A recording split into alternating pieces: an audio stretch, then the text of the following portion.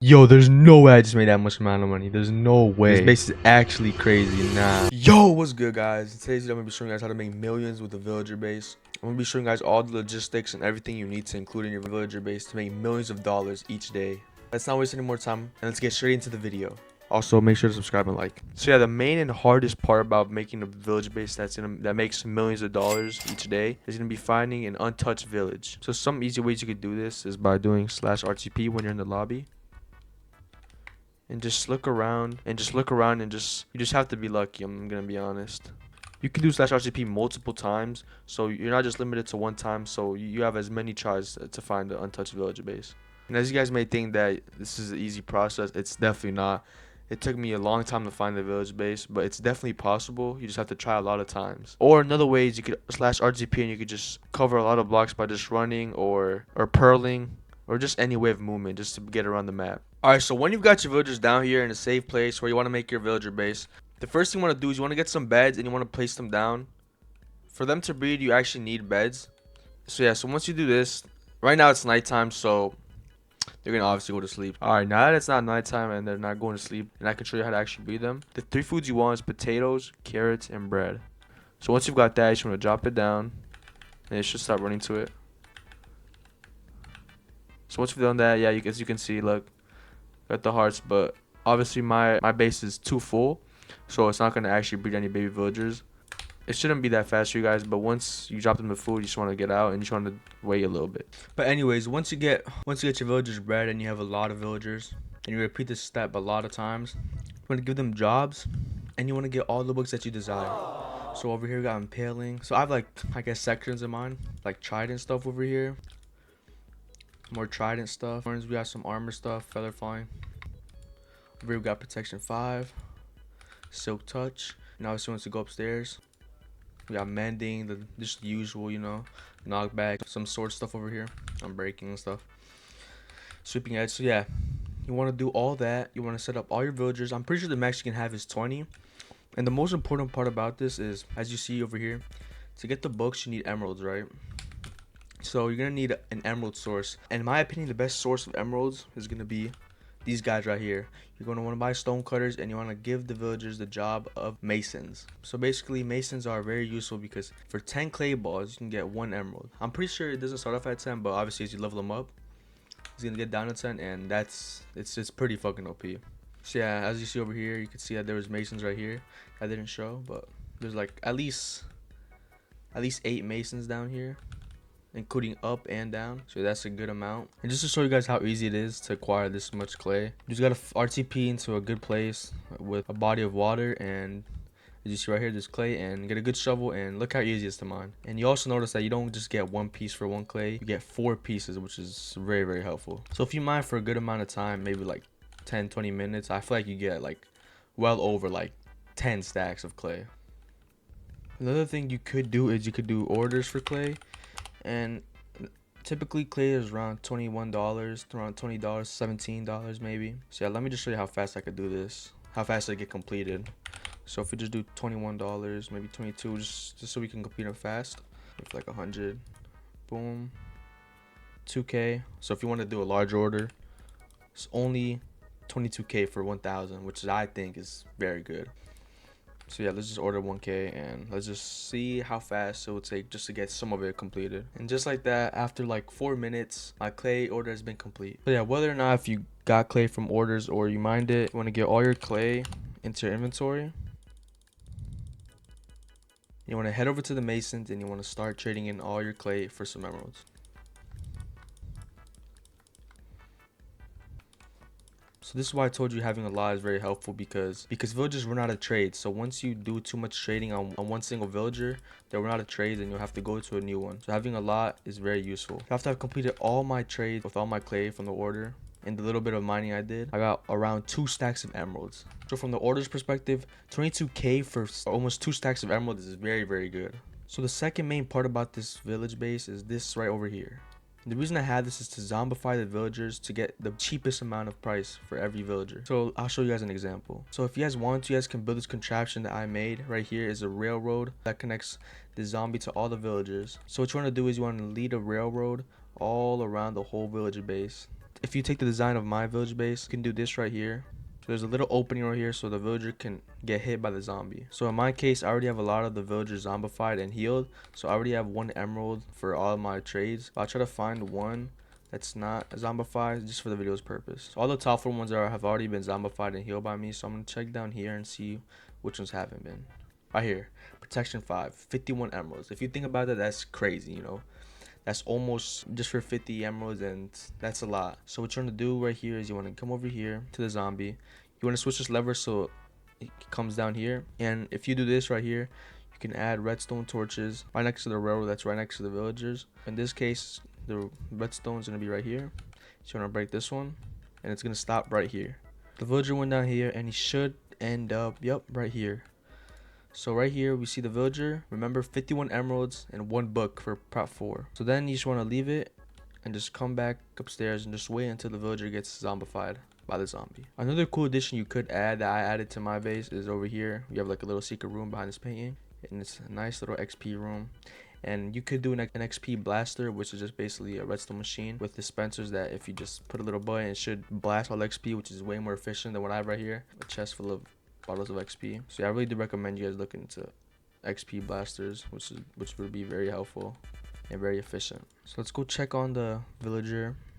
He should be zombified by now. And yep, there it is. He is zombified. So then what you want to do is you want to put, oh, I don't know where it went. Let's buy a redstone torch. Put it down. You want to send him back up to his little home upstairs. Let's just make sure he gets back up. Yep, perfect. Once you have your zombified villager, this is what you want to do right here. You want to go to the auction house, buy a weakness potion. They are pretty pricey, but it's really worth it because this will give you a big discount on the villagers books. So once you have this weakness, you want to also go to the shop. When you go to the food, you want to buy a golden apple. So what you want to do first is you want to get the weakness potion. You want to splash him, and then feed him the golden apple, and then you should hear a sound effect and he should start shaking. This should take a good amount of time, so you want to go back up and just wait. And while we're waiting, you guys also need to get one more important thing. As you see right here, every enchanted book requires 1 book.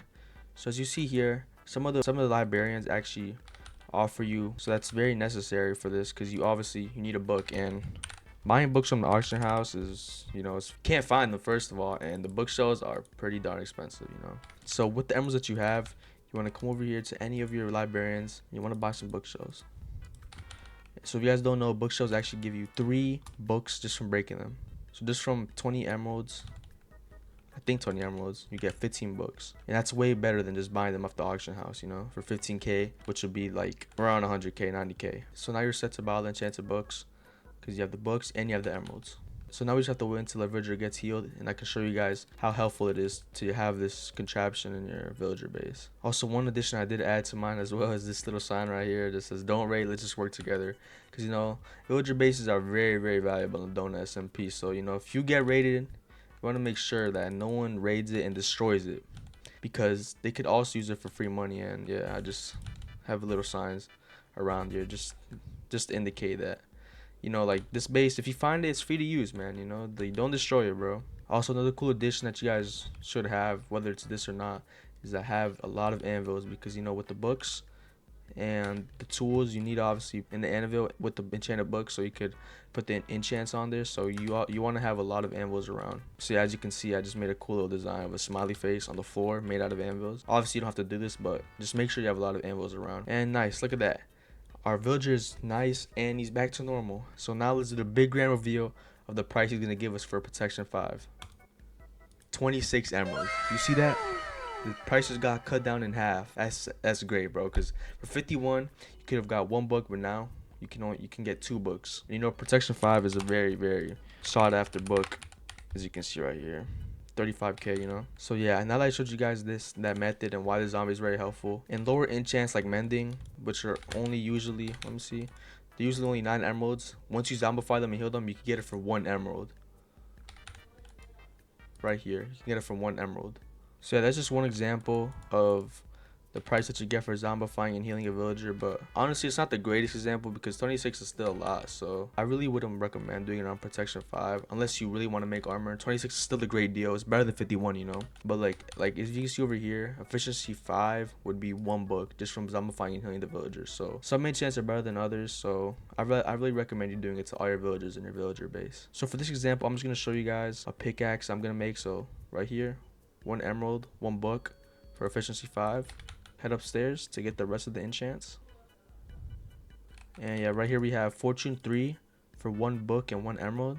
And let's get mending right here for 1 book and 1 emerald. So once you have that, you're trying to make some tools. Luckily I have a lot of diamonds right here. I have a diamond blocks. Let's just get some of this. Boom. Let's buy some sticks since I don't have any. And let's make a diamond pickaxe. So this is why the anvils are very useful, because the anvils are right here. You don't have to go back to your base. You don't have to place them down. So that's why I really recommend you guys to just place down your anvils somewhere near your villager base. And make sure it's a lot too, because these things get broken pretty fast. So it's over here. Put the pickaxe. Put mending. Boom.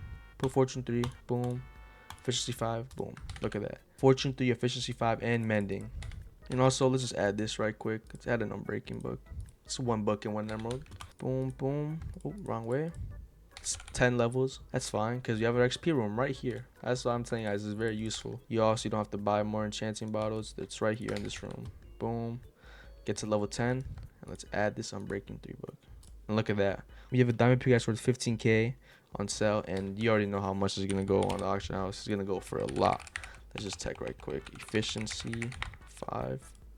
The books are right here. Look at that. Wow.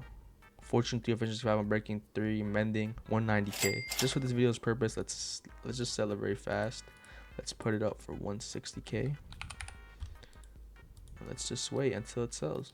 So yeah, once you guys have your base established and you have a lot of masons, all the librarians with all the books that you want, and like I said, I really want to emphasize a lot of masons, man. I'm telling you, you're gonna need it. It's gonna be very helpful, you know, because you don't want to be waiting until the trades reset, because that does take a good amount of time. Every librarian with all the books that you want, and also this contraption right here, the zombie contraption, as like I showed, is very helpful. You can get some of the best books just for 1 emerald, and it saves you a lot of money. And for efficiency reasons, maybe an XP room, just so you can have a lot of XP bottles right here, so you don't have to keep buying them from the shop and taking up space from an inventory. Maybe when you have like tools and a lot of books and it takes a lot of space, you know, you don't have to have that. It could just be right here. So once you have all that established, your base should be complete and it should be ready to make a lot of money. So one thing I did do was I went into my chest and I filled it up with shulkers full of books. Some of the books, most of the books that I use. So right here, I'll show you guys. I have 6 shulkers right here, 5 shulkers. Right here we have efficiency 5, looting 3, unbreaking 3, sharpness 5, mending. So yeah, these are all for swords. So yeah, that's just something I did just so you know you could have it in your storage. So yeah, just to show you guys the proof right here. I haven't really been grinding this method too much, so obviously it's not going to be in my recent purchases and sales. But yeah, right here my stats, you can see 77 mil spent and 138 mil made. So if you guys grind this, unlike me, you guys can probably quadruple this amount, and yeah, it'd be a crazy amount of money. So yeah, right here some proof right here. I sold good amount of swords here. This is 1 2 3 4 5 6 7 8 9 10 11 12 13 14 15 16. Pushed us all just in one. 16 swords for around 400k. That's a lot of money, man. This page is crazy right here. This has got to be around 20-30 swords. This is around 300k. The price went up here around 400k. That's crazy. And right here I used to do pickaxes. Insane amount of money that's gonna be made in a base like this. So yeah, I just want to show you guys the proof in the pudding. You know, it's one of the best methods. In my opinion, it's the best method on the DonutSMP to make the most amount of money. So yeah, when I was doing this base, I think every time I made a shulker full of swords, I was making around 7 mil from the shulker, I'm pretty sure. So every time I filled up this whole entire page, there's 25 slots of diamond swords, I made around 7 mil. So yeah, that's crazy amount of money. So yeah guys, I'm really glad I could show you guys my base. And if you guys want another video of me going into full detail, maybe like an hour-long video of me actually building the base, I could do that for you guys. Just let me know in the comments. And yeah, I really appreciate you guys watching this video, and I'm gonna see you guys next time.